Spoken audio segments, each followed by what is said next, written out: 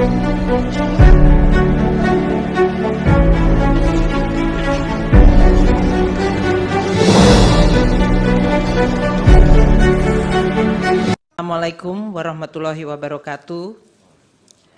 Salam sejahtera, salam, Om Swastiastu, Namo Buddhaya, salam kebajikan.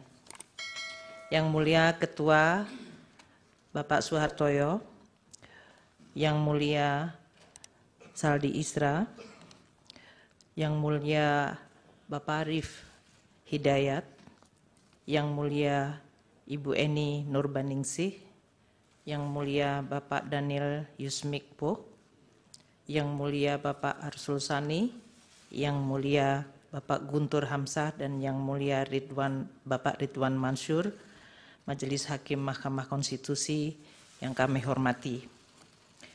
Bapak Menko Bidang Pembangunan Manusia dan Kebudayaan, Bapak Menko Perekonomian, Bapak Ibu Menteri Sosial, Ketua Dewan Kehormatan Penyelenggara Pemilu, pimpinan, anggota, kuasa hukum KPU dan Bawaslu, serta para kuasa hukum dari paslon peserta Pilpres. Sehubungan dengan permintaan Mahkamah Konstitusi kepada Menteri Keuangan untuk dapat memberikan keterangan dalam persidangan perselisihan hasil pemilihan umum atau PHPU Presiden dan Wakil Presiden tahun 2024, perkenankanlah kami menyampaikan keterangan terkait dengan alokasi dan penyaluran anggaran perlindungan sosial sesuai dengan tugas dan fungsi Menteri Keuangan. Kami sungguh bersyukur dan mengaturkan terima kasih untuk kesempatan memberikan keterangan di forum Mahkamah Konstitusi yang mulia ini.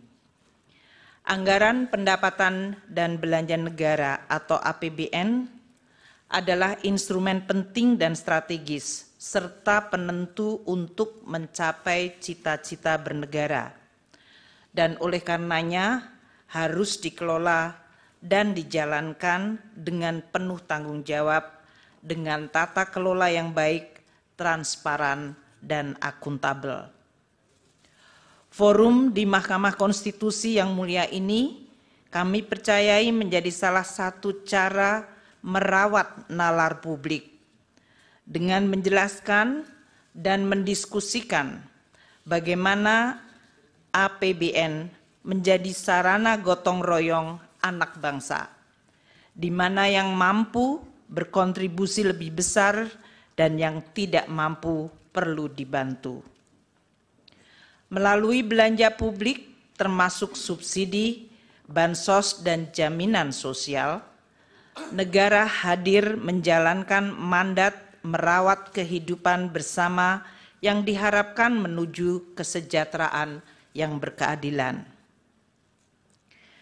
Melampaui aneka perbedaan yang menjadi hitah bangsa, APBN kita harapkan menjadi sarana bagi segenap elemen bangsa untuk berpartisipasi dan berkontribusi.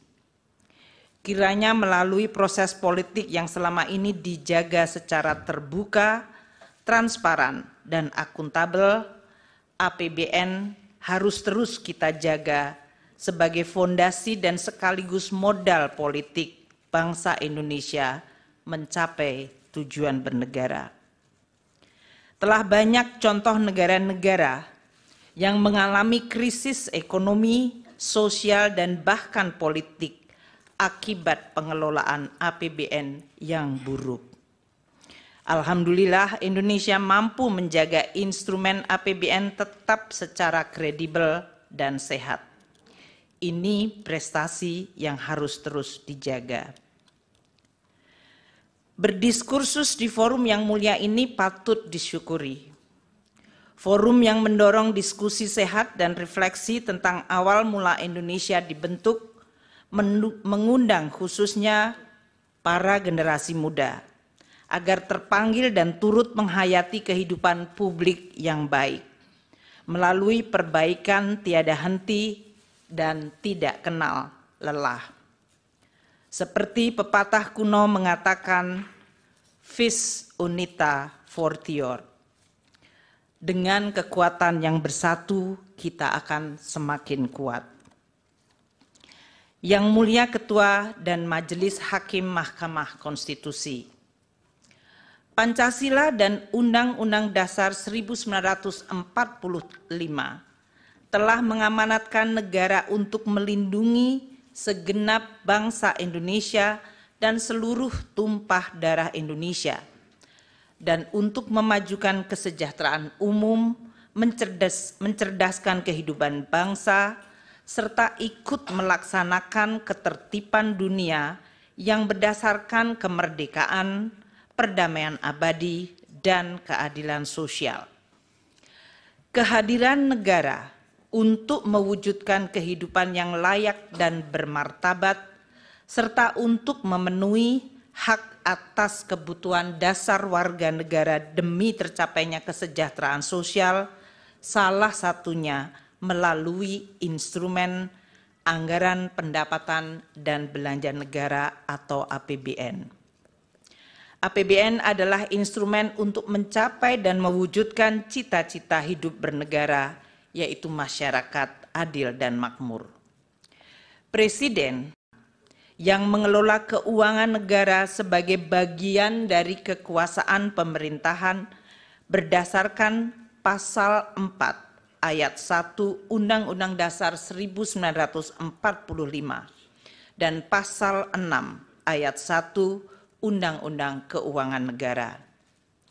Dalam menjalankan kewenangan tersebut, Presiden mengajukan rancangan anggaran pendapatan dan belanja negara atau RAPBN kepada Dewan Perwakilan Rakyat atau DPR untuk dibahas bersama dan untuk mendapat persetujuan DPR menjadi Undang-Undang APBN.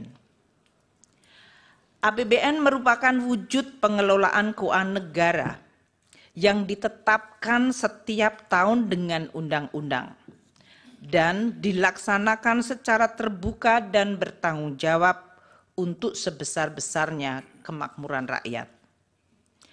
APBN terdiri atas anggaran pendapatan, anggaran belanja, dan pembiayaan.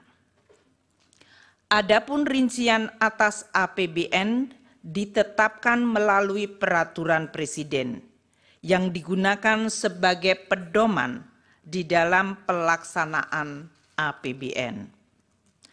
APBN menjalankan fungsi alokasi, yaitu menciptakan perekonomian yang efisien dengan melakukan koreksi atas kegagalan mekanisme pasar atau market failure, dan menyediakan barang publik seperti infrastruktur keamanan termasuk peradilan. APBN juga menjalankan fungsi distribusi untuk menciptakan pemerataan pendapatan antar kelompok rumah tangga dan antar daerah. Selain itu, APBN juga menjalankan fungsi stabilisasi untuk menjaga perekonomian dari guncangan akibat ketidakpastian ekonomi global, pengelolaan inflasi, stabilitas harga, dan sebagai shock absorber melindungi daya beli masyarakat, terutama yang berpendapatan rendah. Anggaran belanja dirinci menurut organisasi, fungsi, jenis, dan program belanja. Belanja berdasarkan fungsi terdiri dari 11 fungsi, dari mulai fungsi pertahanan, ketertiban keamanan, kesehatan, pendidikan, perlindungan lingkungan hidup, perumahan, hingga fungsi ekonomi dan fungsi perlindungan sosial. Anggaran perlindungan sosial terdapat pada berbagai kementerian lembaga, di Bendahara Umum Negara atau BUN, dan di pemerintahan daerah Pemda termasuk desa melalui transfer ke daerah atau TKD.